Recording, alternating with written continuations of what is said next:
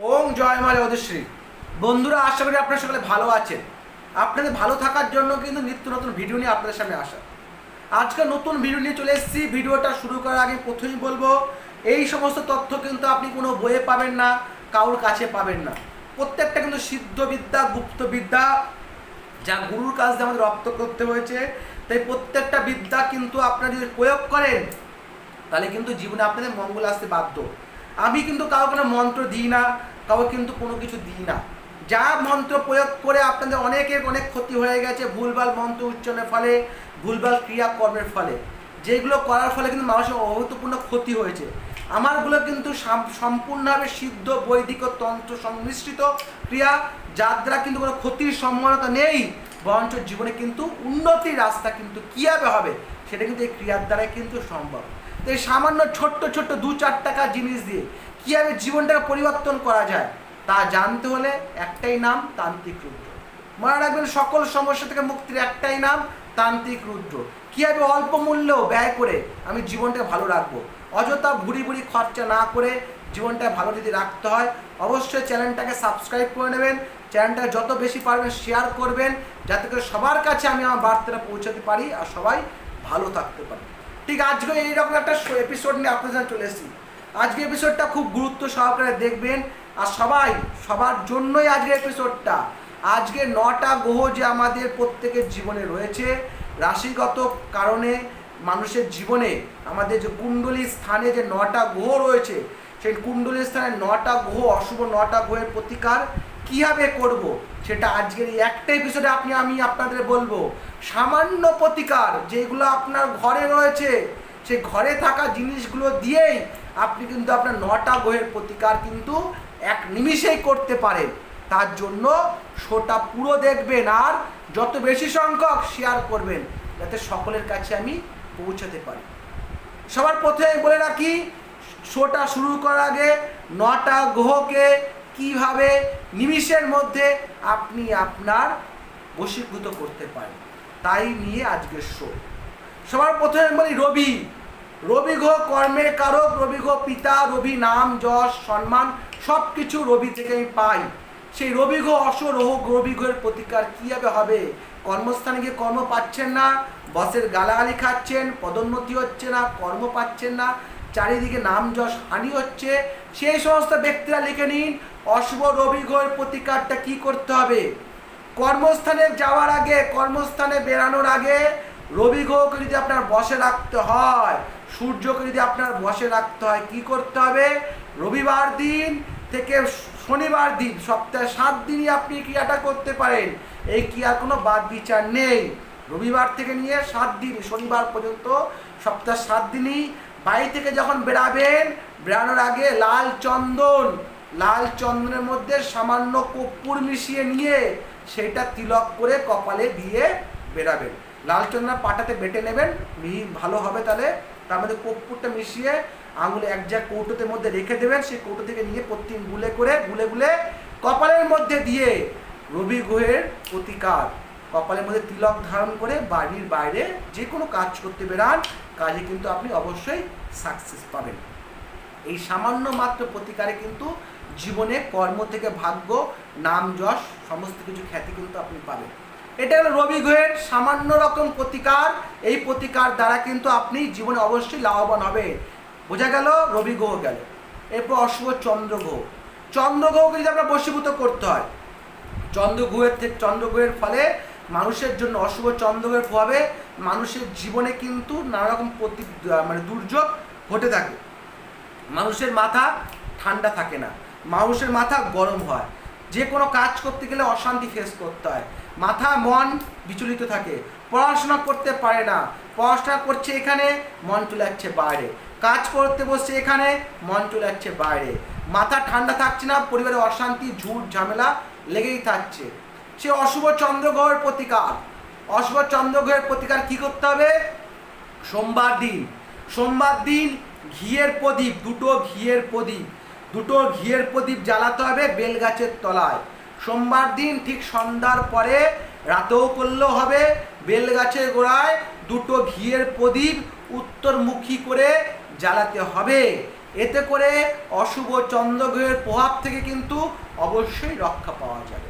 তো বোঝা গেল চন্দ্রগ্রহ গেল। এবার আসি মঙ্গল গ্রহ। অশুভ মঙ্গল গ্রহের প্রভাব থেকে আমরা রক্ষা পাবো কি করে? কি করতে হবে অশুভ মঙ্গল গ্রহের প্রভাব থেকে রক্ষা পেতে গেলে? মঙ্গলবার থেকে সোমবার, মানে আমি যে ক্রিয়াগুলো বলছি সপ্তাহে 7 দিনই আপনি ক্রিয়াটা করতে পারেন। কি করতে হবে? মঙ্গলবার থেকে নিয়ে সোমবার পর্যন্ত মৌলি সুতো দর্শনাদনে কিনতে পাওয়া যায়, সেই মৌলি সুতো দর্শনাদনে কিনে আনবেন, মায়ের আসনে দিয়ে রাখবেন।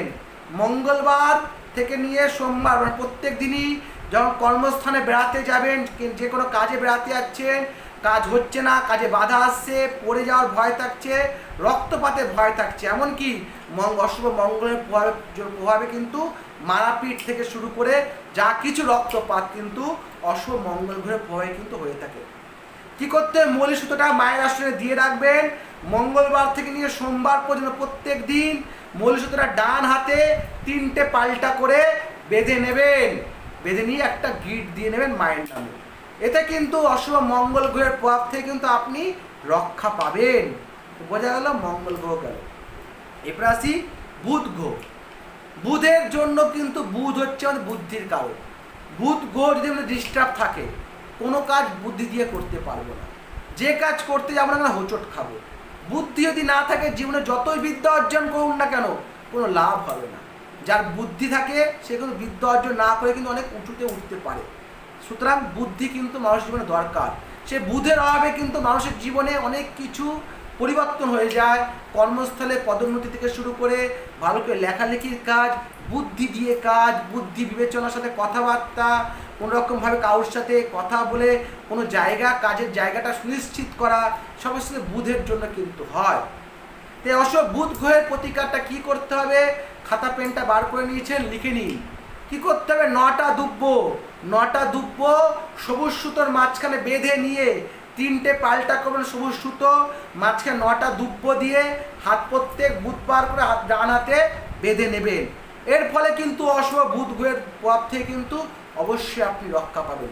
এরকম প্রত্যেক বুধবার করে চেঞ্জ করবেন। তাহলে দেখবেন জীবনে যে আপনার বুদ্ধির যে অভাব, বুদ্ধির দোষে যে আপনি কাজে এগাতে পারছেন না, সঠিকভাবে কারোর সাথে কথা বলতে পারছেন না, সঠিকভাবে মেলামেশা করতে পারছেন না, বিচার বুদ্ধিতে চলতে পারছেন না, জীবনে সব কিছু কিন্তু কাটবে।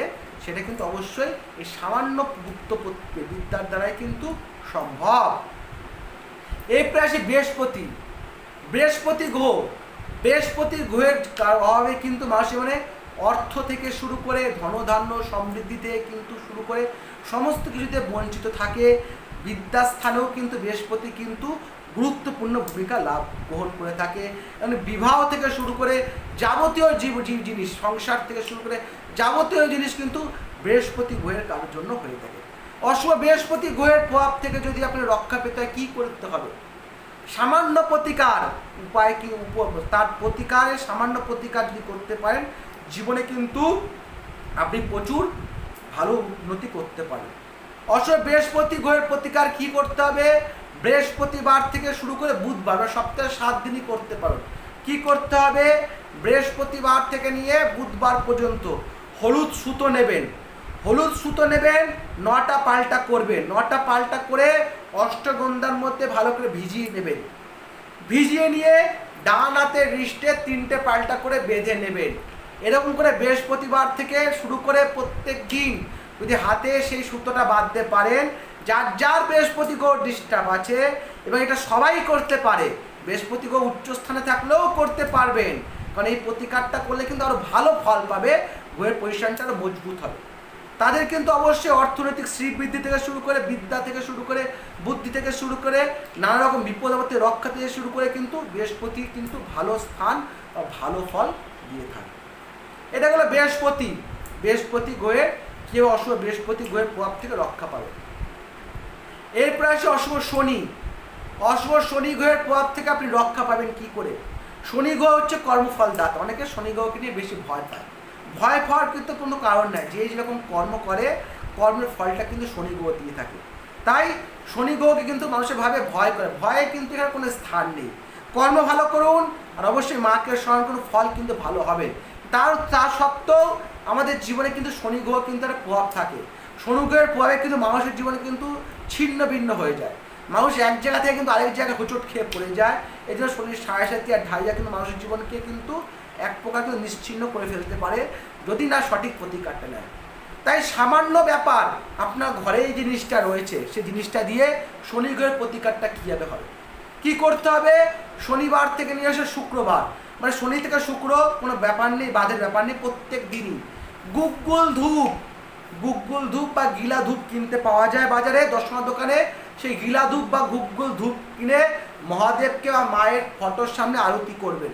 এতে কিন্তু আপনার শনি গ্রহের প্রভাব থেকে কিন্তু আপনি রক্ষা পাবেন এবং কর্মে কিন্তু নতুন দিক পাবেন, কর্মে উন্নতি হবে, ভাগ্যে শ্রীবৃদ্ধি হবে, নতুন কর্মের সন্ধান পাবেন আর জীবনে উন্নতি হবে। তাই বোঝা গেল বন্ধুগণ, এই 7টা গ্রহ নিয়ে আমি যে বললাম, ক্লিয়ার করে দিলাম আপনাদের জীবনকে, যে 7টা গ্রহকে আপনি বশীভূত করবেন কি করে। এরপরে আসি রাহু গ্রহকে যদি আপনার চিরস্থায়ীভাবে যদি বন্দোবস্ত প্রতিকার করতে হয় তাহলে কিন্তু আমার সাথে যোগাযোগ করতে হবে। আপাতত আপনাকে সিম্পল একটা উপায় বলে দিই, অশুভ রাহু গ্রহের প্রভাব থেকে আপনি কীভাবে রক্ষা পাবেন। কি করতে হবে? রোববার করে কুমকুম, মনে রাখবেন কুমকুম নেবেন, দর্শনে কুমকুম কিনতে পাওয়া যায়, সে কুমকুমটা ভালো করে গুলে নেবেন। গুলে নিয়ে রোববার দিন কি করতে হবে? জল নেবেন, জলের মধ্যে কুমকুমটা মেশাবেন, মিশিয়ে নিয়ে কোনো দুব্ব আছে, বাড়িতে পরিষ্কার দুব্ব আছে, সেই দুব্ব যেখানে উঠেছে সে ঘাস বা দুব্বের উপরে সে জলটা ঢেলে দেবেন। এতে কিন্তু অশুভ রাহু গ্রহের প্রভাব থেকে কিন্তু আপনি রক্ষা পাবেন।